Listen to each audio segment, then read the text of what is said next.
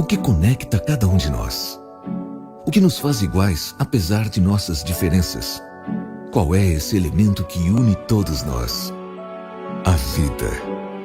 Bem-vindo ao Hospital Moriá. Aqui, nós sabemos que é isso que importa. Uma infraestrutura moderna, equipamentos de ponta, inovação e um cuidado todo especial. Aqui, nossa equipe entende do que faz. Cirurgias de alta complexidade e minimamente invasivas são a nossa especialidade. É tecnologia, experiência e conhecimento que transformam vidas. Nós somos um corpo médico apaixonado pelo que faz. De um jeito novo, diferente, um jeito surpreendente de cuidar de você. É pela vida que o Moriá trabalha. É através daquilo que a gente faz melhor. Hospital Moriá. Medicina. A gente entende. A gente faz. Boa noite a todos. Estamos dando início a mais uma reunião ordinária do grupo do Instituto de Urologia do Hospital Moriá. Hoje nós selecionamos 2 temas interessantes dentro da especialidade. E o nosso primeiro palestrante vai ser o Dr. Roberto Sasdelli Neto. O Dr. Roberto é médico radiologista, formado pelo INCOR, Faculdade de Medicina da USP, e vai falar para nós um pouco sobre o que o urologista deve saber sobre a ressonância magnética para o diagnóstico do câncer de próstata. Queria agradecer a tua participação, Roberto, e vou te dar aí 20 a 25 minutos para discorrer sobre o teu tema. Obrigado. Obrigado, Roberto. Quero agradecer o convite, ao Estudo da Próstata, você, o professor. Nós vamos falar, na verdade, um assunto que é tem sido muito abordado na imagem abdominal, e os avanços tecnológicos têm influenciado diretamente no que a gente tem visto no diagnóstico do câncer da próstata, principalmente na ressonância magnética. Eu não tenho nenhum conflito de interesse nessa apresentação, exceto que eu vou defender a ressonância, né? Bom, pensando nessa aula, o que seria útil trazer para o urologista geral que está tratando o câncer de próstata e poderia auxiliar no que ele vai fazer de melhor diagnóstico para os pacientes dele. Então, lembrar que a ressonância ela não usa radiação ionizante, ou seja, ela tem vantagens em relação ao PET-CT, a tomografia, a cintilografia. Por conta dos princípios físicos, a ressonância é o método de imagem que consegue caracterizar de forma detalhada os tecidos moles, principalmente. E aqui é um conceito bem recente, que é a caracterização anatômica e funcional. A anatômica, a gente começa a pensar nas imagens em T1 e T2, que já são feitas há mais de 40 anos, e as imagens funcionais, que são aquelas feitas com a difusão e com o dinâmico pós-contraste, né? Sabidamente, a ressonância tem uma maior capacidade de lesões neoplásicas do que os outros métodos diagnósticos não invasivos. Eu coloquei aqui o sem contraste com muitos asteriscos, porque isso faz parte da evolução tecnológica, nós vamos falar mais para frente, especificamente em relação ao diagnóstico de câncer de próstata, né? A gente não usa radioisótopos, e a ressonância também permite que a gente avalie o local de interesse, né, onde nós estamos procurando o tumor, e as adjacências para ver a extensão tumoral, né? Aqui, para mostrar para vocês, em relação à próstata, como a gente consegue diferenciar muito bem a zona periférica da zona de transição, né? Aqui uma lesão nodular na zona periférica, no plano sagital, aqui no plano axial. E na avaliação funcional, na verdade, a gente tem aqui em cima a avaliação anatômica, e aqui embaixo a avaliação funcional. Eu tenho as imagens de difusão, né? O mapa criado a partir das imagens de difusão, né? Que o tumor vai restringir a difusão das moléculas de água, ele vai aparecer brilhando no maior campo, que é uma reconstrução, e escuro no mapa de ADC, que é um cálculo baseado na difusão. E aqui o intenso realce pós-contraste, mostrando a vascularização do tumor. Então, a ressonância permite que a gente faça a caracterização não só anatômica, mas funcional das lesões, né? Nós que fazemos imagem, quando a gente descobre um método que consegue detectar lesões e caracterizar lesões, a tendência é que a gente se agrupe com os médicos especialistas e comece a padronizar laudos. Então, a gente tem isso para vários deles. Esse aqui são as padronizações que a gente já tem feitas pelo American College of Radiology, com as várias especialidades, e, obviamente, temos a padronização do laudo da ressonância de próstata para caracterizar, ou para pesquisar e caracterizar os tumores, né? Que é o PIRADS. O que a gente normalmente faz? Reúnem os radiologistas da especialidade, né? No caso da uroradiologia, mais os radiologistas especialistas em intervenção e outras que atuam na área. Nesse caso, tem essa fundação, que são basicamente professores de urologia, epidemiologia e oncologia e radioterapia, e eles se reúnem e mostram um consenso como a gente vai montar o laudo dado a partir da ressonância magnética, especificamente para lesões da próstata, né? Nesse caso, o PIRADS. Já não é um assunto novo, né? O PIRADS teve a primeira versão lançada em 2012, quando faziam parte da avaliação dos tumores de próstata o T2, a difusão, o mapa de ADC, que é baseado na difusão, a contrastação dinâmica, né, da próstata e a espectroscopia. Na segunda versão, em 2016, a avaliação da espectroscopia foi retirada, como eu vou mostrar para vocês, e temos a terceira versão agora, feita em 2019, que é uma revisão a partir dos estudos que vão sendo publicados e da tecnologia que vai sendo incorporada. Então, aqui, para mostrar para vocês o que a versão 2 fez de upgrade em relação à versão número 1. Né?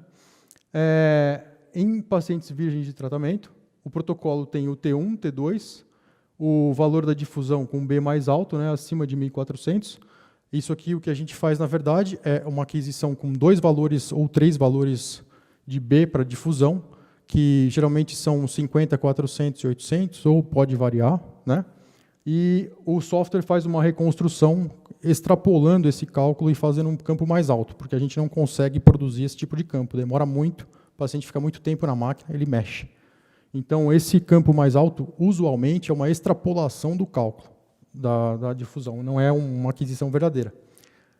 Baseado na aquisição da difusão, a gente cria o mapa de ADC, que é aquela imagem negativa do tumor da próstata que eu mostrei para vocês, e o realce dinâmico pós-contraste.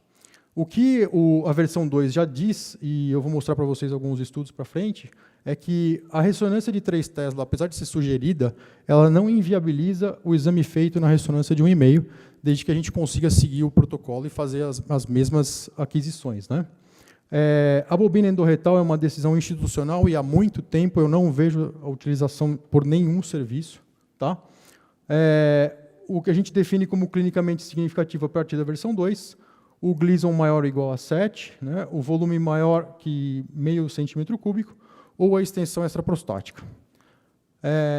Também na versão 2, né, a sequência dominante da ressonância para a zona periférica fica caracterizada como sendo a difusão, ou seja, a difusão vai determinar qual é a classificação do nódulo ou da lesão encontrada, né, independentemente do achado no T2. E na zona de transição, quem vai definir o grau de lesão vai ser o T2, mesmo que a gente encontre outro na difusão. Tá? E a espectroscopia não faz mais parte da graduação de lesão. Mostrando algumas imagens para familiarizar quem não está habituado a ver o exame. Então, aqui a gente tem a imagem da difusão pura, né, que é muito ponderada em T2, a zona periférica com hipersinal, a zona de transição central com hipossinal. Essa aqui é a reconstrução do mapa de ADC, e a gente vê aqui a zona periférica escura e a zona central mais claro, nesse caso um PIRADS 1, exame negativo. Né? Aqui o PIRADS 2, quando a gente tem esse tipo de alteração, que é uma alteração não nodular, é uma alteração com hipossinal discreto no ADC e com um discreto hipersinal, ou quase nenhum sinal, no campo mais alto. Já no PIRADS 3, a gente começa a ver a formação de lesões com hipossinal no mapa ADC e com hipersinal no campo mais alto. Aqui, a partir do PIRADS 3, a gente começa efetivamente a fazer diagnóstico de câncer de próstata. né, que são as lesões suspeitas. E no PIRADS 4, a gente tem as lesões mais definidas, com uma intensidade maior de restrição à difusão. Aqui o campo mais alto, mostrando a intensa restrição à difusão, né? Aqui no mapa ADC, ela é escura. E o que diferencia o PIRADS 4 do PIRADS 5 é o tamanho da lesão. Então, aqui eu tenho uma restrição maior do que 1,5 centímetro. E aqui, no mapa, ela é escura, confirmando a restrição à difusão.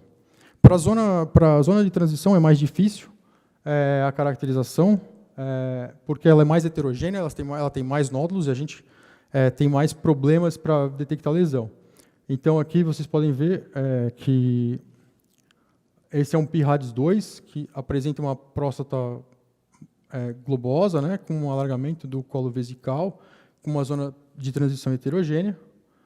E aí, no PIRADS 3, nós começamos a ver as áreas de hipossinal em T2, que é o que caracteriza a zona de transição, as lesões suspeitas para neoplasia, né? No PIRADS 4, a lesão fica maior, com mais hipossinal e começa eventualmente a baular contornos ou invadir estruturas. E o PIRADS 5, que diferencia do PIRADS 4, é o tamanho da lesão.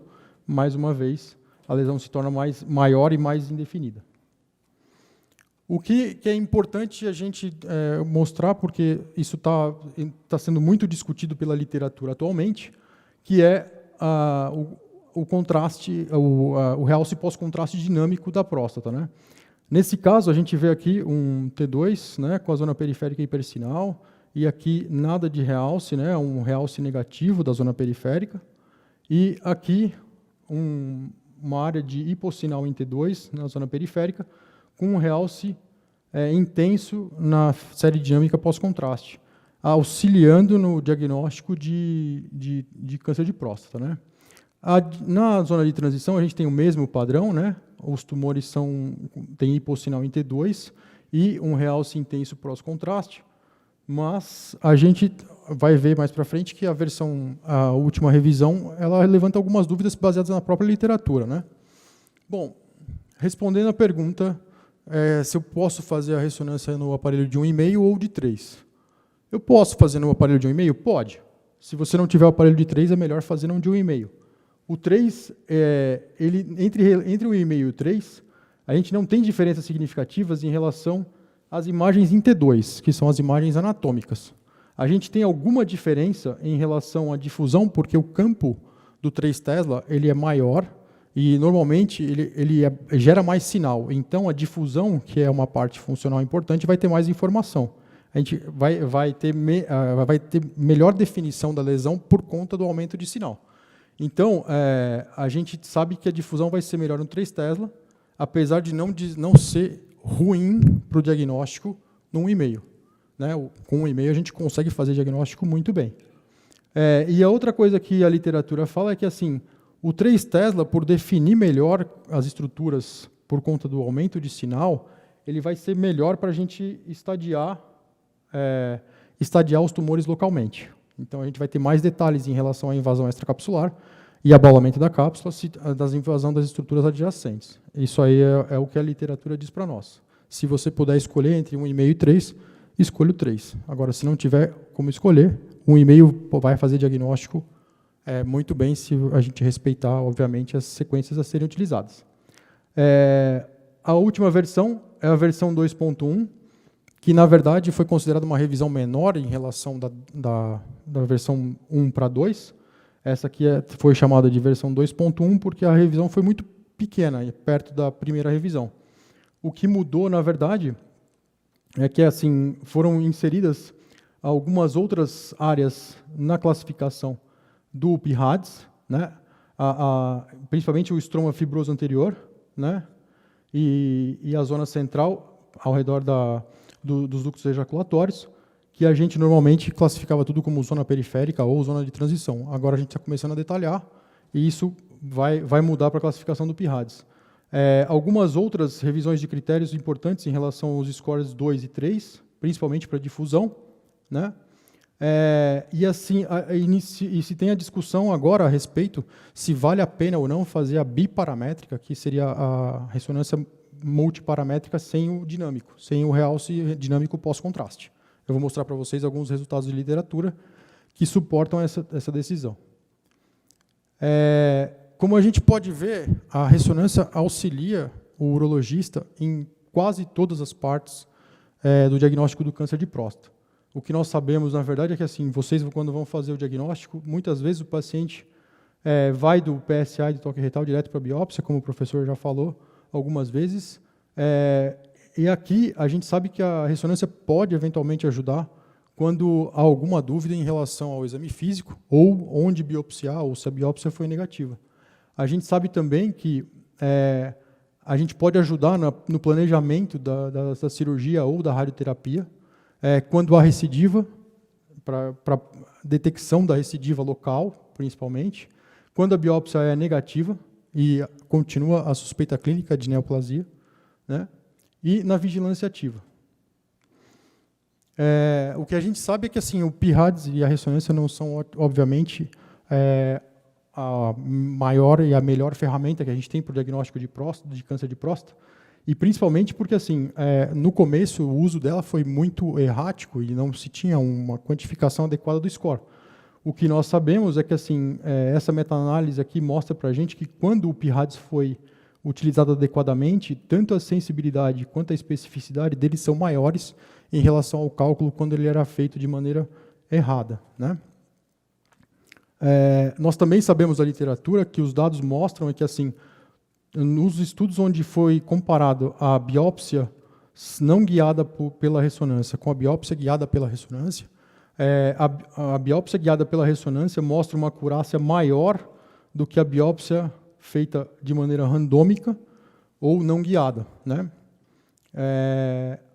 Esses valores são mais importantes quando a gente compara, por exemplo, a biópsia transretal guiada por ultrassom e a biópsia guiada pela ressonância multiparamétrica, né? E esse aqui é um estudo prospectivo, pareado e multicêntrico, com a ressonância de 1,5, que nem eu falei para vocês, que é possível fazer o diagnóstico com acurácia, né? Sem bobina endorretal. No braço da ressonância mais a biópsia transretal, 27% dos pacientes tiveram a biópsia evitada na suspeita quando a ressonância demonstrou que não era necessário. Esse braço do estudo fez 18% a mais diagnóstico dos cânceres clinicamente significativos e 5% a menos de cânceres clinicamente não significativos. O que a literatura tem mostrado para a gente, em outros estudos, é que assim, a ressonância, quando ela é incluída no diagnóstico anatomopatológico, ela evita a biópsia desnecessária em 1/3, às vezes quase 30% dos casos, nesses estudos que eu estou mostrando, né? Ela aumenta o diagnóstico clinicamente significativo de 10% a 12%, nesse caso, por exemplo, e faz menos diagnóstico, ou diminui a acurácia diagnóstica para câncer clinicamente não significativo, que você pode acompanhar ao invés de prosseguir no tratamento, por exemplo. Certo? Esse aqui é um estudo feito pela equipe de intervenção aqui do Einstein, e que mostra o mesmo achado feito, o mesmo achado da literatura. Eles fizeram um retrospectivo comparativo multicêntrico, sem diferença entre os centros, e, mais uma vez, mostrou 11% a mais de detecção de câncer clinicamente significativo e 16% menos de câncer clinicamente não significativo, quando você faz a biópsia guiada e acoplada à ressonância, tá? Nesse caso. Como eu falei para vocês, em relação à ressonância biparamétrica, os estudos estão mostrando, na verdade, que, em relação à detecção do câncer de próstata, o diagnóstico, a diferença diagnóstica do dinâmico pós-contraste para a caracterização ou para a detecção de lesão talvez não seja fundamental e a gente consiga eventualmente colocar a ressonância biparamétrica como se fosse a mamografia do urologista, para a gente fazer em todos os pacientes que vocês tiverem suspeita com PSA elevado e o toque alterado, por exemplo, antes de fazer a biópsia. E aí ajudar a guiar e fazer menos procedimentos que detectem o câncer não significativo, por exemplo, né? Esses estudos mostram, na verdade, que assim, a ressonância biparamétrica performa muito bem, né, quando comparada com a ressonância completa, por exemplo. E tem um outro estudo já feito que mostra que, com 542 homens publicado no Radiology, mostra que assim, o diagnóstico verdadeiramente positivo foi igual da próstata com protocolo biparamétrico em relação ao protocolo multiparamétrico. Então, assim, a gente não tem prejuízo usando do diagnóstico usando o protocolo biparamétrico. Esse aqui é um estudo feito pela uma colega nossa, Thaís, lá do Einstein, que mostrou que existe que a acurácia e a concordância entre os observadores no estudo biparamétrico é boa e que faz a detecção do câncer tão bem quanto quando não feito a fase pós-contraste. Além disso, já existem estudos mostrando o custo-efetividade nos pacientes que ainda não foram submetidos à biópsia, quando a gente faz a biópsia guiada pela ressonância magnética da área de suspeita de lesão, né? Por fim, os pacientes que são candidatos à vigilância ativa, a ressonância também ajuda no controle e na acurácia diagnóstica desses pacientes, né, aumentando o valor de sensibilidade, de valor preditivo positivo e de acurácia geral desses pacientes. E já tem gente colocando a ressonância multiparamétrica da próstata e o PIRADS para fazer o auxílio dos pacientes em vigilância ativa, né? Bom, quero agradecer mais uma vez pelo convite. Se vocês tiverem algumas perguntas, quero agradecer o Dr. Ronaldo e o Dr. Guilherme pela ajuda com essa aula. Obrigado.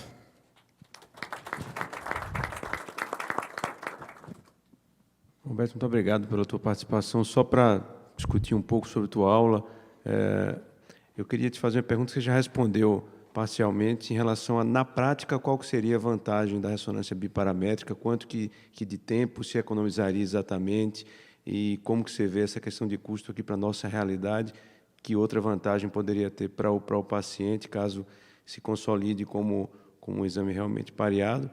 E queria te perguntar também o que você...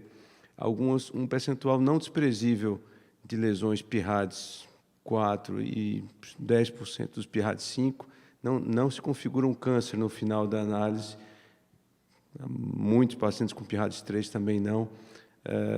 Na tua visão de radiologista, o que é que teria para ser melhorado e o que é que essas lesões representam, na verdade, quando não se configura um câncer, quando a imagem aponta que são? Então, Alberto, assim, em relação à parte do contraste, na verdade, o custo depende do valor do exame, mas assim, ele pode ir de 30%, 40% do valor do exame a menos, dependendo do valor, até uns 20% menos no valor total, dependendo do valor total do exame. É um desconto razoável. A segunda coisa é o tempo de exame. Normalmente, a fase pós-contraste fica para o final, quando o paciente já está cansado de ficar na sala, apesar do exame não ser muito demorado, né? O que a gente tem, na verdade, é que assim, como a próstata é pequena, nós estamos avaliando estruturas milimétricas, qualquer artefato de movimentação vai fazer diferença para a gente, né? Então, se o paciente ficar bem quietinho durante a primeira fase, que demora em torno de 15 minutos, a gente estaria economizando, sei lá, mais uns 15 minutos de exame pós-contraste. Eventualmente, o que a gente vê é que nos pacientes com mais idade, às vezes eles mexem um pouquinho mais, a gente precisa repetir algumas sequências. E não dá tempo de falar, obviamente, mas assim, na nova versão, a recomendação é que se faça o multiplanar do T2 para ver o tumor em vários planos, de preferência em 2 planos ortogonais além do axial. A gente não encara isso de uma forma ruim, porque uma das sequências comuns é uma sequência T2 volumétrica que a gente consegue ver muito bem o tumor em vários planos. Em relação ao contraste, acho que isso, a gente economiza bastante tempo. Tá? Em relação ao falso diagnóstico, assim, eu posso dizer por experiência própria que o rastreamento sem o contraste a gente faria. eu já tive alguns casos onde o contraste me ajudou a fazer o diagnóstico de uma lesão, pelo menos 2 vezes. Que o T2 a gente ficou na dúvida porque era uma lesão mal definida, a difusão não estava com aquele brilho que a gente esperava da restrição à difusão, e o contraste veio com realce precoce, e aí a gente acabou fazendo o diagnóstico. Algumas vezes, a gente, por artefato de movimentação, pode ter tanto o T2 errado como a difusão errado, né? E normalmente o que acontece é processo inflamatório focal, né? A gente confunde muito, principalmente durante a curva de aprendizado, que as inflamações crônicas da próstata na zona periférica dão muitas áreas de hipossinal em T2. E a gente acaba ficando de cabelo em pé para conseguir encarar como área de suspeita de neoplasia, principalmente quando elas têm um aspecto mais crônico, mais nodular. Então isso aí é uma causa de falso positivo. E a outra que é a zona de transição, que para a gente, quando ela começa a ficar muito nodular e muito cheia de nódulo, a chance da gente errar também é grande. O nódulo pode eventualmente ter um sinal intermediário em T2, um pouquinho mais baixo, e brilha um pouquinho na difusão, a gente acaba elevando o nível do PIRADS até para deixar sob suspeita. Mas acho que são os critérios que a gente erra mais. Perfeito. Queria abrir para a plateia, se alguém quer fazer alguma pergunta. Roberto, você mostrou uns trabalhos de biópsia guiado por ressonância, guiado em aquela fusão. Por fusão. Por fusão. E você tem alguma opinião sobre aquela biópsia in-bore que eles falam, que fazem a biópsia dentro do magneto, né? Que faz dentro do magneto, você está falando. Isso. Até, na verdade, eu já ouvi falar alguma coisa, mas eu nunca vi o procedimento. Como que é feito isso também? Então, a gente precisa, na verdade, a gente tem isso para próstata e tem para mama. Mas você precisa de um aparato específico para para fazer a imagem dentro do magneto e aí posicionar a agulha dentro do magneto. Então, todo o aparato precisa ser amigável da ressonância, ou seja, não ferromagnético, e você precisa ter o guia adequado. É difícil. Eu, particularmente, nunca vi fazer. O que eu já vi fazer, e é muito, muito legal de ver, é a biópsia com a fusão, né? Que aí o software funde a imagem da ressonância com o ultrassom, e a área suspeita fica muito evidente quando a gente vai fazer a biópsia. Isso ajuda pra caramba mesmo. Não é à toa que os estudos mostram que a biópsia guiada faz um resultado muito mais acurado do que a randômica, né? Faz uma baita diferença mesmo.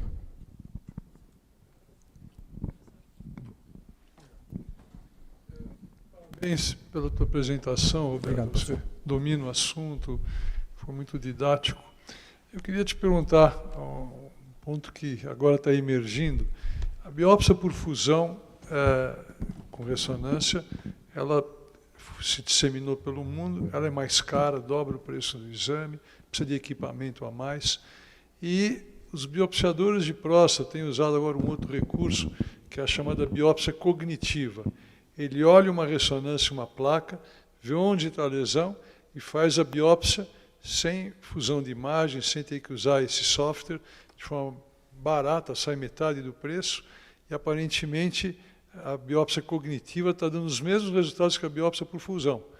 Então, me dá a impressão que a biópsia por fusão talvez desapareça, porque ela é cara, tem que ter um software, e a cognitiva aparentemente está dando os mesmos resultados. Eu queria saber se você concorda com essa ideia, se você acha que é pertinente a gente fazer simplesmente uma biópsia cognitiva, e já existem dados sugerindo que os resultados são semelhantes, mas é tudo ainda muito inicial, né? Professor, o que eu posso dizer é que, assim, tanto o Tiago, que está aqui, que trabalha com a gente, como meus colegas de outros lugares de São Paulo e do interior de São Paulo que fazem a biópsia cognitiva, eles preferem muito mais fazer, ao invés da randômica, quando tem a ressonância para guiar, porque o que eles falam é que, ao invés de fazer vários tiros randômicos, eles conseguem fazer pelo menos 2 ou 3 tiros na mesma área. E isso aumenta muito a chance da detecção. E todos eles preferem. E falam que quem faz com frequência fala que facilita bastante fazer a biópsia. Eu acho que é uma alternativa que o pessoal que faz radiologia intervencionista ou quem faz biópsia de próstata gosta bastante. mesmo porque o software não tá, de fusão com a ressonância não é disponível.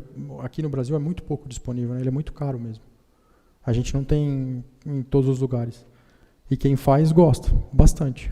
E diz que acerta mais. Você não compra o software para fazer confusão, você não ia comprar nesse momento. Então, na verdade... Dessa capacidade de fazer confusão. Exatamente. Exatamente. Por enquanto, sim, até que ele seja viável, né? Até que a gente consiga fazer isso para todo mundo. Mesmo você tendo software, você não deixa de lado a cognitiva. Você vai acabar usando a cognitiva. Porque o software, o que ele faz? Ele pega as imagens que o paciente fez em um outro momento, aí você passa elas para o aparelho de ultrassom, e aí ele faz uma imagem da ressonância e uma imagem do ultrassom ali em tempo real. E através de uma bobina pequena de ressonância, ele vai fazer por geolocalização, tentar colocar a área que você está, mexendo ao mesmo tempo a área da ressonância. Então ele faz essa fusão. Só que, mesmo assim, você acaba fazendo a fusão cognitiva. Por mais que, às vezes, não bata o ponto exato, você sabe mais ou menos onde está a lesão, porque você viu a ressonância anteriormente. Então, assim, eu faço biópsia com os dois métodos. Posso falar que eu acho que a cognitiva é excelente e ela é muito mais rápida. Porque você não precisa passar as imagens, você não precisa acoplar um outro aparelho, você não precisa sincronizar elas, porque você tem que achar um ponto para sincronizar, que você veja na ressonância e veja no ultrassom. Não necessariamente a lesão, porque a lesão você não vê no ultrassom. Só que o que acaba que, para a gente, acaba sendo uma limitação, quando o urologista pede com fusão.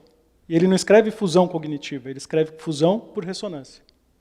Então, a gente fica meio que vendido de... Eu não posso pegar um pedido com fusão por ressonância e falar, não, eu vou fazer fusão cognitiva, porque não é o que ele está pedindo. Então, nesse sentido que a gente acaba dependendo do software e do aparelho pelo pedido do urologista. Eu concordo com você que a fusão realmente é um método muito sofisticado. Agora, como clínico e os urologistas, a gente tem, obviamente, essa preocupação. Uma biópsia comum sem fusão custa R$ 3.500. Com fusão custa 7.000 e não sei quantos reais, né?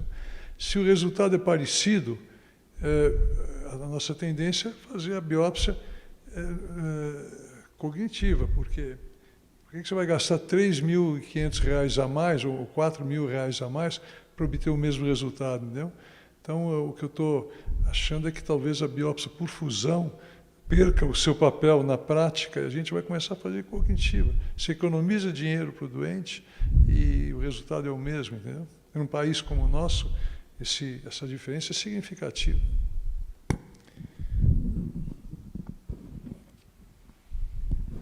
Brevemente, só dar minha opinião limitada de urologista que faz um pouco de biópsia. Acho que o único momento que a fusão tenha um pouco mais de sentido, ao meu ver, sobre a cognitiva, é para nódulos muito pequenos. E eu acho que a fusão... Porque na prática você faz a fusão, você fica com a imagem na sua frente e você espeta a agulha com a sua mão, tentando acertar a imagem, né? E se você tiver aqueles braços robóticos que direcionam a agulha, talvez faça mais sentido. Mas uma pessoa que tem experiência como você, Roberto, eu acho que não tem nenhuma dificuldade em acertar um nódulo de 1 centímetro na próstata, né? É difícil, é bem difícil a gente acertar nódulos pequenos. Eu concordo totalmente com você. O que o Thiago falou, na verdade, é que assim, quando a gente tem acesso à imagem da ressonância, a gente não faz isso só para próstata. Na verdade, a gente faz para tudo. Você tem uma imagem para te guiar, você vai acabar fazendo mais, tirar mais amostra daquele lugar. Então, eu acho que a gente teria uma utilidade que a gente não consegue medir, que foi o que eu acho que o professor falou. Que você, ao invés de fazer 3, 4 amostras do mesmo lugar, você faria uma amostra guiada, certeira, e tiraria o pedaço e exporia o paciente a menos infecção, a menos efeitos colaterais, hemorragia. Então, acho que o benefício talvez fosse esse, mais para o pós-procedimento do que para o diagnóstico mesmo. Infelizmente, nosso tempo é curto para um tema tão rico e palpitante. Então, queria agradecer mais uma vez a participação do Dr. Roberto Sasdelli e queria convidar o Dr. Bernardo Pérez Salvagioli, que é radio-oncologista do Hospital do Coração e do Instituto do Câncer do Estado de São Paulo, o ICESP. O Bernardo esteve no congresso da Astro, que ocorreu mês passado em Chicago, né, Bernardo? E a ideia foi que ele viesse aqui hoje trazer para a gente os principais destaques na visão dele no que concerne ao câncer da próstata. Bem-vindo, Bernardo, e obrigado pelo aceite. Obrigado você, Alberto, professor Miguel, todo o grupo de urologia aqui do Hospital Moriá. Realmente é isso que eu vim falar sobre o Congresso Americano de Radioterapia. Para quem não conhece, é um congresso quase que mundial de radioterapia, o maior congresso que a gente tem na área. E é um congresso geral, mas a urologia realmente domina esse congresso. A grande parte dele é voltado e trabalhos importantes, como vocês vão ver esse ano, são sempre apresentados nesse congresso. Eu trouxe só um caso clínico para a gente ilustrar e discutir que os trabalhos que eu vou mostrar provavelmente a gente vai conseguir responder alguma dessas perguntas. Então, um caso fictício, um paciente de 60 anos, em 2016 tinha um PSA de 9, fez uma prostatectomia com Gleason 7, 3+4, veio uma margenzinha focal, fez uma linfadenia que não tinha linfonodos e o PSA pós-operatório veio indetectável. E naquela época gerava dúvida se a gente tratava naquela época adjuvante, por causa da margem, por exemplo. Se a gente seguia, o paciente seguiu, o PSA subiu lentamente e em 2019, se a gente faria uma radioterapia de resgate agora, se faria isso com hormônio, se faria agora com PSA de 0,1, se faria com PSA de 0,2, e se a gente fizesse um PET e detectasse uma metástase isolada nesse paciente, o que a gente faria nesse cenário? Então, eu trouxe 3 trabalhos principais que foram apresentados no Congresso Americano. Eu vou mostrar brevemente 2 coisas que saíram na ESMO, que é um congresso de oncologia que foi semana passada, que tem total correlação com um desses trabalhos. E a gente vai poder responder um pouco melhor aquelas perguntas, e são trabalhos que a gente estava aguardando há algum tempo. Então, o primeiro trabalho, um trabalho que foi apresentado na plenária, o Dr. Spratchon, o residente do Memorial, e esse trabalho foi uma análise secundária de um estudo bastante importante, que é o RTLG 9601. Ele tinha sido apresentado publicado em 2017, que era um estudo que avaliava o uso de bloqueio androgênico, no caso a bicalutamida, no cenário de radioterapia de salvamento. Então, eles, naquela época, há 25 anos atrás, eles randomizaram para placebo versus bicalutamida por 2 anos, e depois de um longo período de seguimento, aqui dá para ver as curvas, eles tiveram um ganho de sobrevida de 5% com 12 anos de seguimento. Então, esse era o trabalho que tinha sido publicado naquela época, e eles fizeram uma análise secundária, tentando fazer novas avaliações em relação ao PSA. Então, eles começam mostrando que, para aquela época, a população do trabalho já não era mais a mesma que a gente vê hoje em dia. Boa parte dos pacientes tinham PSAs elevados antes de começar o tratamento, e para aquela época o PSA de meio não era considerado inadequado, mas hoje a gente sabe que um PSA de meio no cenário de salvamento já é um PSA um pouco elevado. Então, era um estudo antigo, quase metade dos pacientes já entraram nesse estudo com PSAs elevados. E eles começam a discutir um pouquinho e mostram que quanto maior o PSA, a gente sabe que mesmo com radioterapia de salvamento, a chance de falha é muito alta, né? PSAs acima de 5 é praticamente certeza que ele vai falhar. E se a gente correlaciona esse PSA com dados recentes de PSMA, a gente vê que provavelmente os pacientes que têm o PSA alto, a gente já está tratando e lidando com pacientes metastáticos. Então, o ideal para esse tipo de discussão é pacientes com PSAs baixos, como a gente vai ver. Então, eles levantaram essa hipótese que pacientes com PSAs baixos, que recebiam radioterapia de salvamento, talvez os dados iniciais do estudo de ganho de sobrevida não se reproduzam nessa análise secundária. E foi isso que eles fizeram uma subestratificação, uma análise de subgrupo com variações de PSAs mais baixos, né? Baixo principalmente de 1,5, de 0,2 a 0,6, e um cenário de estudos mais modernos com PSA bem baixo. Apesar de ser uma análise secundária, esses grupos eram bem balanceados, porque isso era pré-estratificado. E aqui é o dado inicial do estudo, né, mostrando sobrevida global em pacientes com PSAs elevados. E aí eles mostraram os dados iniciais agora nessa análise secundária. Então, pacientes com PSAs baixos, o ganho de sobrevida se perdeu. E eles conseguiram correlacionar o valor do PSA tanto do ponto de vista prognóstico quanto preditivo. O que isso quer dizer? É que o PSA em valores baixos, se mostrou suficiente para mostrar que não era necessário o uso de hormonioterapia em valores altos, mostrou que provavelmente a gente vai precisar da hormonioterapia usando o PSA como um ponto de corte. E aqui eles mostraram os dados sobre mortalidade por outras causas, e os pacientes que receberam bicalutamida por 2 anos e tinham um PSA baixo foram piores em termos de mortalidade do que os pacientes que não receberam, sugerindo que para pacientes PSA baixo, a gente talvez realmente esteja tratando pacientes um pouco a mais. E as causas principais, a principal delas é a cardíaca, e tiveram eventos neurológicos também correlacionados nessas outras causas de mortalidade. Isso foi validado, por ser uma análise secundária, foi validado do ponto estatístico, e é bem rigoroso os critérios que eles utilizaram. E eles correlacionam esse estudo com o GETUG, que é um outro estudo que está andando, né, com um segmento um pouco menor, mostrando que para pacientes com PSAs baixos, aqui com um segmento ainda mais curto, as curvas são parecidas, são sobreponentes. E eles até desafiam tanto o GETUG quanto o SPORT, que é um terceiro estudo andando nessa área, que com um segmento de 12 ou 13 anos igual do RTG, que com esses valores abaixo de 0,6, eles mostrem ganho de sobrevida ou sobrevida livre de metástases no futuro. Então ele conclui que para pacientes com PSA acima de 0,6, a hormonioterapia teve um ganho de sobrevida e continua sendo recomendada, mas que a gente deve ter cautela em pacientes que vão receber radioterapia de salvamento com PSA baixo, principalmente nessa análise secundária com PSA abaixo de 0,6. Algumas reflexões sobre isso. Então, a primeira delas é que a bicalutamida, algo que a gente já numa dose alta, né? Que a gente não utiliza mais, e principalmente 2 anos é um tempo bastante prolongado para esse cenário. E por estudos antigos a gente já sabia que bicalutamida para pacientes com doenças mais iniciais já era maléfico, então a gente já tem esses dados da oncologia de longo prazo. A segunda coisa é o tempo do estudo, então esse estudo ainda tem um segmento mais longo, né? Mas o GETUG, que é outro que eles compararam, tem um segmento ainda curto em 9 anos, e ele vem, cada ano que passa, se equiparando em termos de ganhos de sobrevida. Só que lembrando que o GETUG utiliza PSAs com valores mais baixos. Então a gente não sabe se com 13 anos, que é o segmento do RTOG que eu acabei de mostrar, se o GETUG vai se equiparar em termos de sobrevida global. E isso ainda é um pouco claro.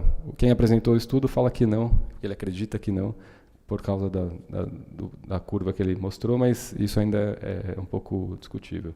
E outras coisas que a gente tem que lembrar que o Gleason é um fator preditivo aí de metástase, principalmente após radioterapia. Então, esses pacientes que receberam desse estudo, naquela época se operava muito mais pacientes de baixo risco do que alto risco, e só 17% no RTOG e 11% tinham um Gleason acima de 8. Ou seja, uma população com uma amostra bastante favorável, ou seja, pacientes com Gleason 7, margem comprometida, sem vesícula.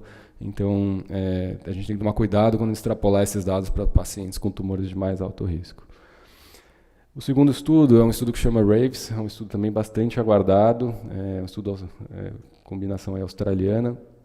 E esse estudo, a ideia deles era avaliar a radioterapia de salvamento precoce versus a radioterapia adjuvante, ou seja, fazer a radioterapia logo após a cirurgia ou aguardar o PSA subir um pouco e tratar na sequência.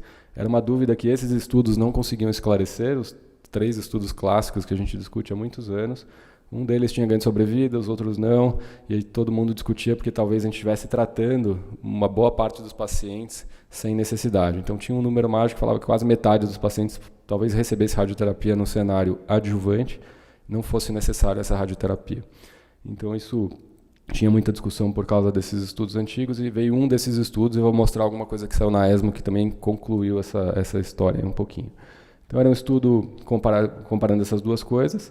Eles faziam a cirurgia, tinha alguns fatores de risco que incluía aqui, que são aqueles clássicos, margem, extensão extracapsular, vesícula cometida, e os pacientes com PSA indetectável iam para um segmento curto, de vigilância ativa, até chegar em 0,2 se subisse, ou a radioterapia adjuvante, que é essa aqui de cima, logo após a cirurgia. Então era um estudo tecnicamente bem feito, com doses de radioterapias mais modernas, controles de imagem, controles de toda a parte da radioterapia bem adequado, e eles fizeram esse estudo, porém esse estudo teve um baixo número de eventos e eles acabaram fechando na análise interina com um número de pacientes recrutados ainda não suficiente.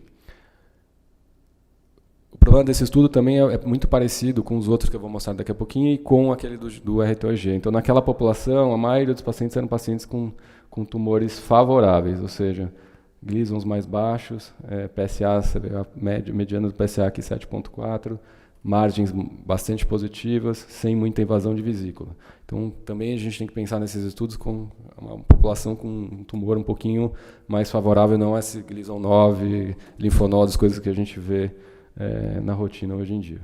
Então, essa é a curva dos pacientes que foram só feitos radioterapia de salvamento, mostrando que realmente é compatível com a literatura. Quase metade deles precisa tratar ali em 8 anos, mas a outra metade realmente talvez não precise tratar. E os gráficos comparativos mostram uma equiparação entre os braços, né? Tanto a adjuvância quanto o salvamento. Se você olhar a curva, eles são totalmente sobrepostos. Aqui sobrevida livre de falha bioquímica, porém, por causa do estudo ter fechado precocemente, ele não conseguiu atingir o poder estatístico. Era um estudo de não inferioridade e estatisticamente ele é negativo, então a gente não pode dizer que ele é perfeito, mas se você olhar essas curvas, ninguém vai dizer que isso não é verdade. Aqui a sobrevida livre de falha locorregional também é totalmente sobreposta.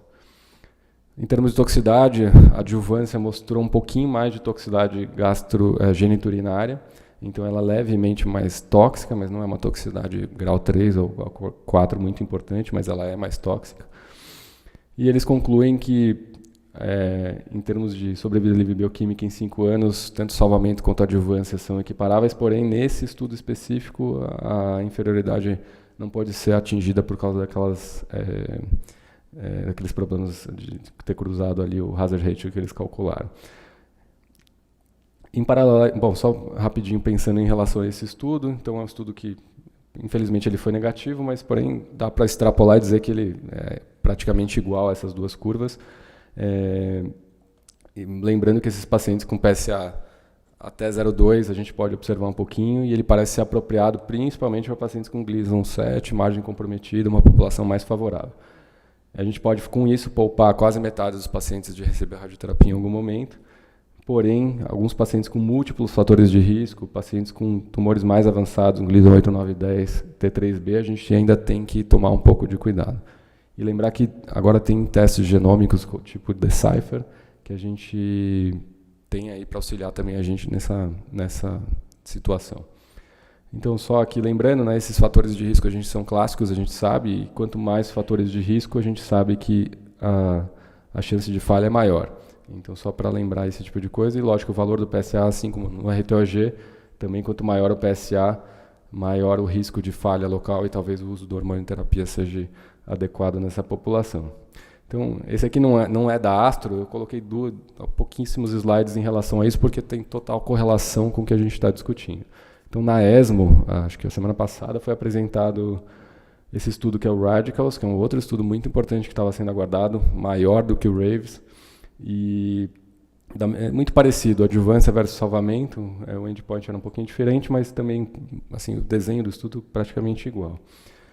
E também mostrou exatamente a mesma coisa, sobrevida livre de falha bioquímica igual, esse não é o endpoint primário, que seria metástases, mas em 5 anos essa já se mostrou igual, e esse sim tem poder estatístico suficiente para mostrar essa equivalência. E logo na sequência, na apresentação seguinte da plenária, eles mostraram esse estudo que é o Artistic. Isso aqui é uma meta-análise que anda paralelo aos estudos.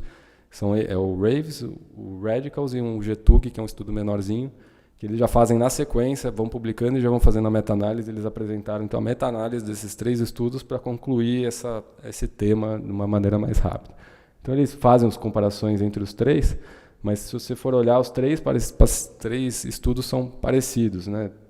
Poderia entrar a população de mais alto risco, mas vocês vão ver daqui a pouquinho que a maioria é pacientes bastante favoráveis, com desfechos um pouquinho diferentes, mas o que eles estavam olhando aqui era uma falha bioquímica.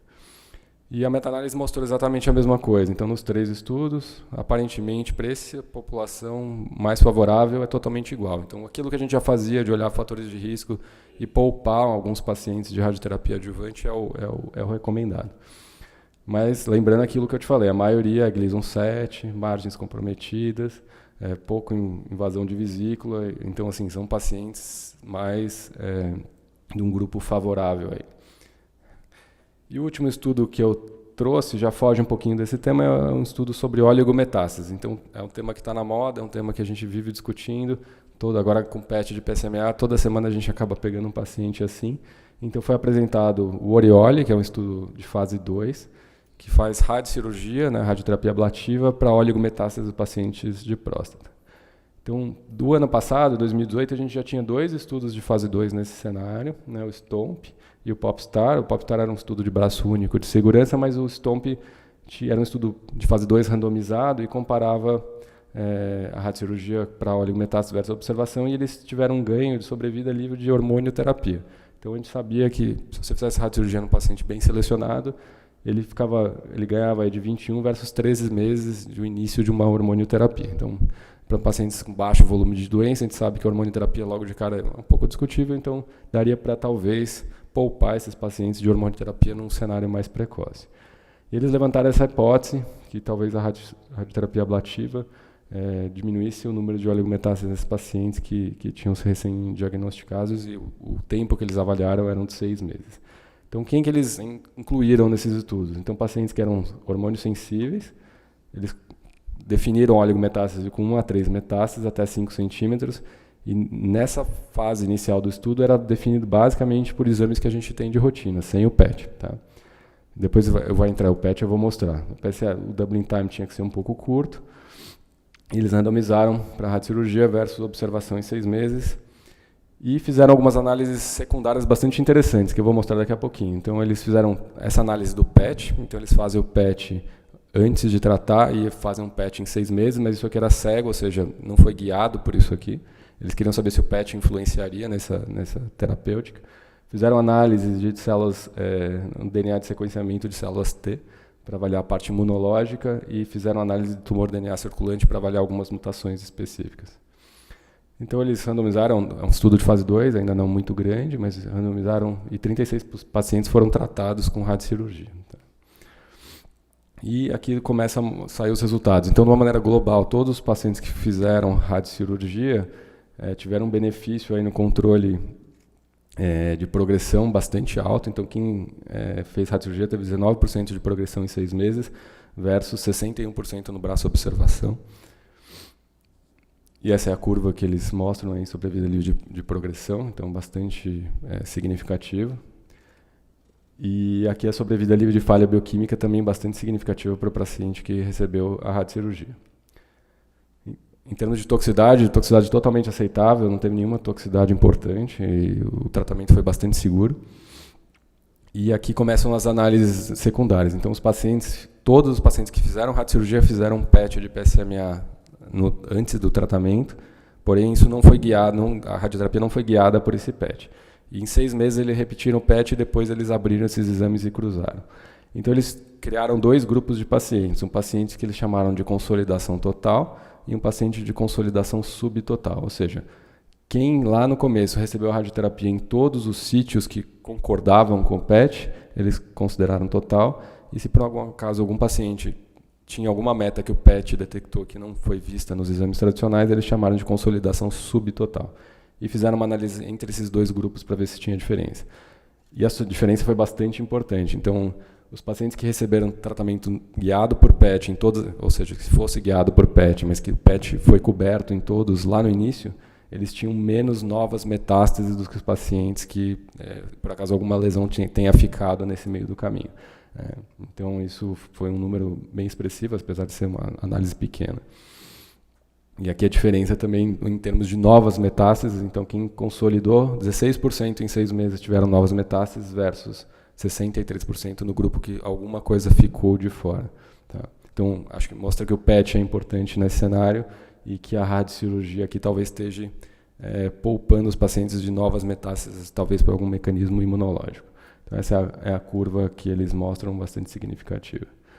A segunda análise, eles fizeram essa análise em termos de parte imunológica de receptores de células T, para ver se era preditivo ou prognóstico em relação ao tratamento e se a radiocirurgia gerava um aumento da parte imunológica. Então eles mostraram que a radiocirurgia aumenta, assim, se você fizer a radiocirurgia no início, aumenta a expressão imunológica dos pacientes. E também que isso é sustentado, ou seja, que ela se comportou de uma espécie de uma vacina, ou seja, os pacientes que receberam radiocirurgia tiveram um aumento lá no início e isso foi sustentado ao longo do tempo. Então, a análise que ele fez lá na apresentação, ele fala que é muito parecido com uma vacinação em massa da população, porque isso foi sustentado ao longo de um período que eles calcularam ideal. E a segunda coisa eles fizeram essa análise. Isso ele não deu muito detalhes, mas eles fizeram uma análise de pacientes com alto risco de mutação. Ele não falou exatamente quais as mutações eram, mas eles dividiram em 2 grupos: quem tinha mutações no sequenciamento do DNA versus quem não tinha. E pacientes que têm essas mutações, que eles provavelmente vão publicar isso mais para frente, tiveram pior resposta ao tratamento. Foi significativo, mas inferior, versus quem não tinha as mutações. Ele falou que todos os pacientes que estavam nesse grupo aqui até hoje estão controlados e não progrediram. Ou seja, talvez com essas análises a gente ache pacientes melhores candidatos para fazer esse tipo de tratamento. E ele conclui que a radiocirurgia teve melhora no controle de progressão e se você consolidar isso com PET desde o início, talvez você controle melhor as metástases em 6 meses. Tá? E que essas análises imunológicas ainda vão ser avaliadas mais para frente. Então, só lembrar que esse é o 6º estudo prospectivo, é o 3º estudo de fase 2 e é o 2º randomizado mostrando algum cenário da radiocirurgia ou radioterapia ablativa para oligometástase de próstata. Para outras áreas a gente tem vários, né, tem vários estudos publicados de fase 2 também, incluindo próstata, só pulmão, só mama. Então é uma área que vem evoluindo, que a gente tem um número grande de estudos e os estudos de fase 3 estão correndo. Então dá a sensação que isso vai evoluir bem daqui para frente, né? Porém, a gente tem que aguardar esses estudos maiores que ainda vão demorar talvez alguns anos. A gente tem vários ganhos nesse cenário: sobrevida livre de hormonioterapia, sobrevida livre de metástase, sobrevida livre de progressão. Então, isso parece que a gente vai conseguir mostrar algum benefício daqui para frente. Tá? Então, só voltando para finalizar, naquele caso clínico, então hoje, se aquele paciente com tumor um pouco mais indolente viesse para o meu consultório, a gente poderia tranquilamente observar esse paciente e tratar ele com valor baixo de PSA. O quão baixo? 0,2 é um número mágico, mas a gente sabe que se ele estiver subindo gradualmente, a gente não precisa esperar chegar em 0,2. Então, esse paciente que a gente viu vários PSA subindo, se a gente quiser tratar ele aqui com 0,1, 0,15, que nem o Radicals tratou, é possível, desde que a gente não deixe passar muito ali do 0,2, porque talvez isso seja pior para ele. Em termos de hormonioterapia, acho que para esse paciente, a gente viu que naquela análise secundária, hoje, provavelmente a gente pode segurar um pouco a mão na hormonioterapia e tratar pacientes somente com PSAs mais elevados ou com uma doença mais agressiva. E que se a gente tivesse um PET de PSMA e mostrasse alguma metástase, a gente pode discutir aí de forma multidisciplinar, talvez um tratamento de radiocirurgia focal como a gente vem fazendo, tá? Mas ainda com dados mais preliminares. E era esses os trabalhos principais que eu quis mostrar. Acho que é alguma coisa importante aí na área da urologia. Obrigado.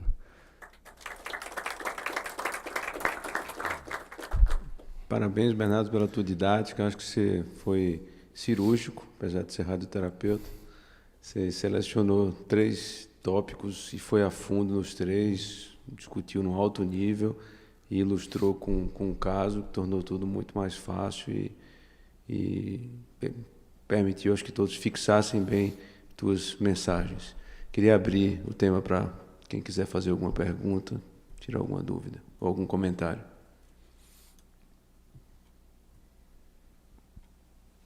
Professor Miguel, do ponto de vista prático, o que é que o senhor acha que o urologista, à luz do que o Bernardo falou, deve fazer com a margem positiva pós-prostatectomia radical? Que mensagens o senhor queria deixar em relação a isso?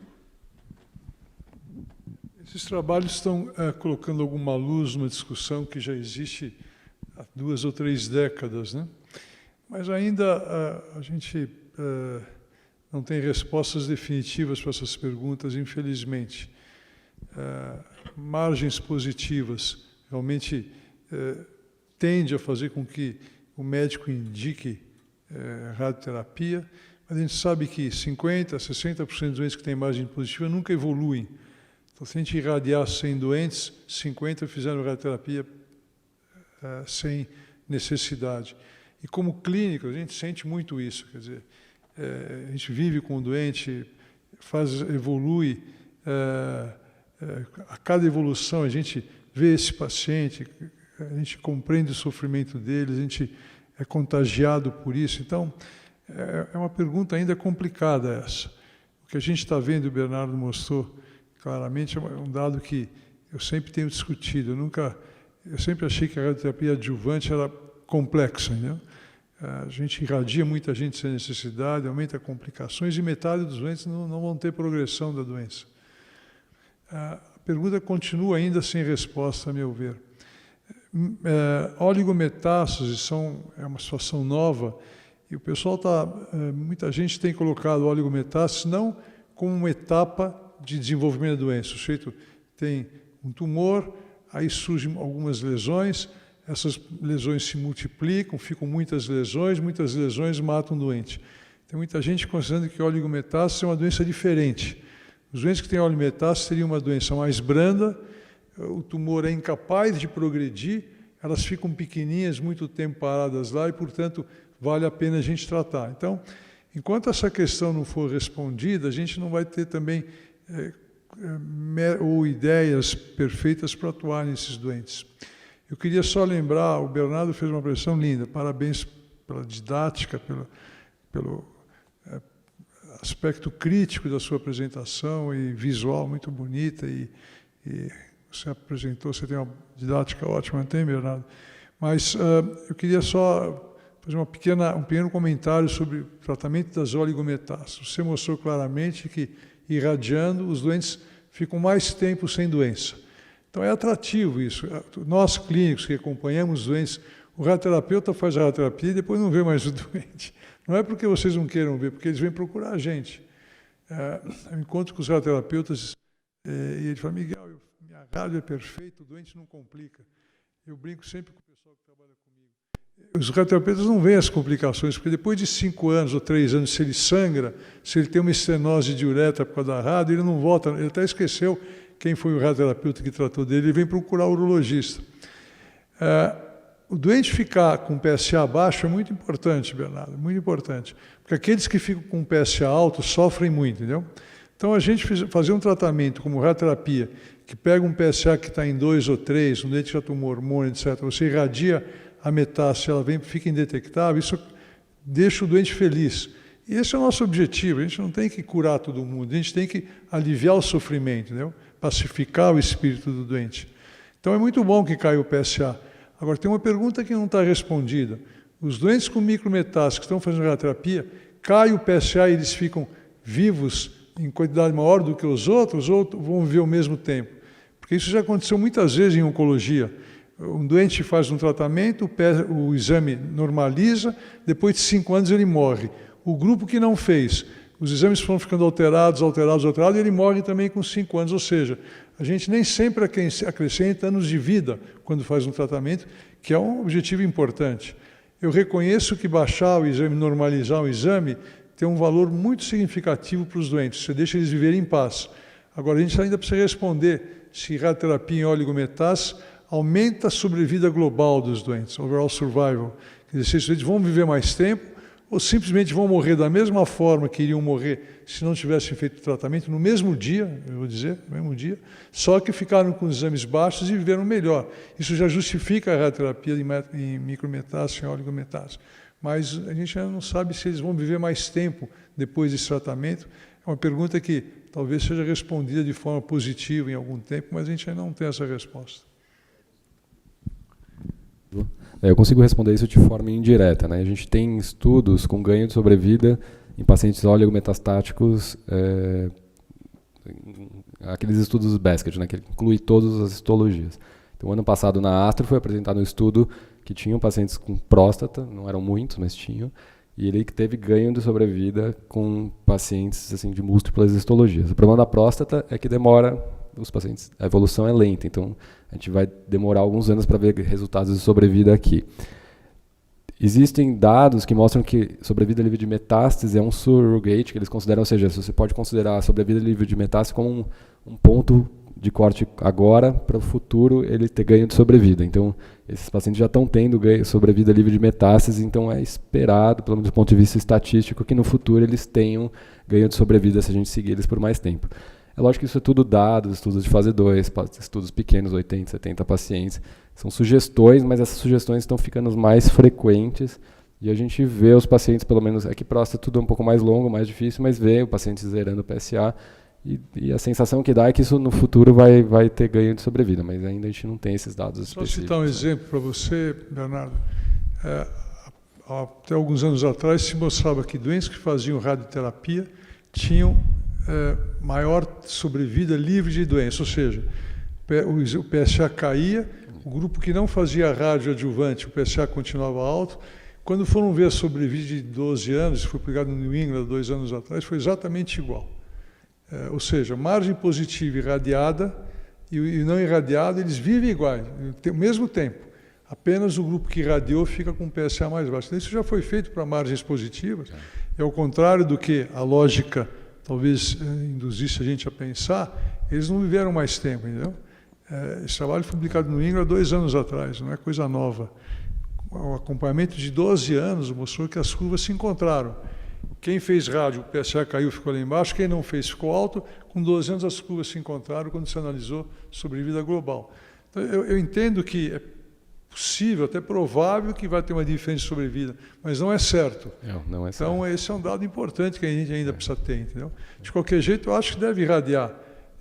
A gente tem feito muita radioterapia em oligometástase agora, o Alberto e o Vitor sabem disso, e tem vezes que é incrível. Você opera, irradia a loja porque o PSA subiu, não responde, surge um gânglio, ele vai lá, faz a rádio hipofracionada ou ultra hipofracionada, 3 aplicações, o PSA, nós temos um doente recente que de 5 foi para 0,2, 0,1. Um caso não significa nada, mas esse doente saiu e entrou no consultório, quase que me beijou, quase se ajoelhou, quer dizer, ele estava fazendo tudo para me agradecer por ter indicado a rádio, entendeu?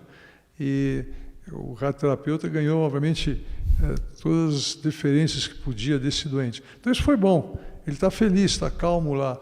Agora, se você me pergunta se ele vai viver mais tempo, eu não sei te responder. Espero que ele não me pergunte isso, porque eu vou ter que mentir para ele, eu vou dizer que ele vai viver mais tempo.